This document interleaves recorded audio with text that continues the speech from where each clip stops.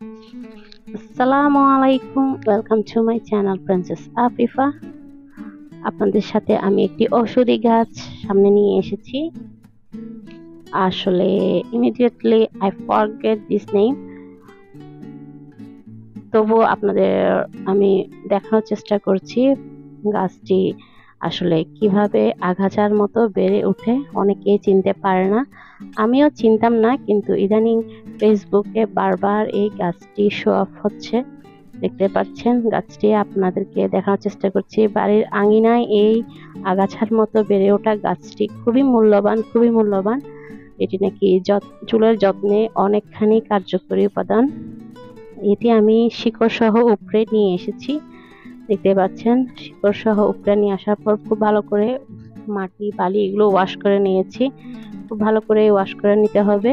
এরপর এগুলো আমি চুলে লাগানোর জন্য, কারণ আমার চুলগুলো অনেকখানি রুক্ষ এবং হেয়ার ফল, ড্যান্ড্রাফ এগুলো সকল কিছুই বেড়ে গিয়েছে। যার থেকে নিরাময় পাওয়ার জন্য আমি এবার ট্রাই করলাম।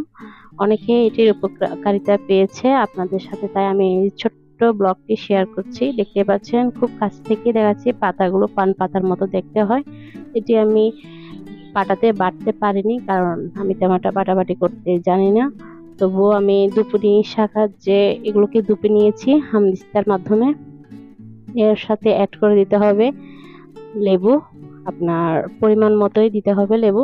আর লেবুটি দেওয়ার পর মিক্স করে চুলের গোড়ায় গোড়ায় খুব ভালো করে মাসাজ করে দেওয়ার চেষ্টা করবেন। এটিতে নাকি অনেকজনের উপকার হয়েছে দেখে আমিও ট্রাই করছি, সাথে আপনাদের সাথেও শেয়ার করলাম। দেখতে পাচ্ছেন খুব ভালো করে লিকুইডটি আমি মিক্স করে নিচ্ছি এবং যত্ন সহকারে আমার চুলে আমি আগায় গোড়ায় সব জায়গায় লাগানোর চেষ্টা করব। আপনাদের সাথে শেয়ার করে ভালো লাগলো, ধন্যবাদ। আর আমার চ্যানেলটি দয়া করে সাবস্ক্রাইব করে দিবেন।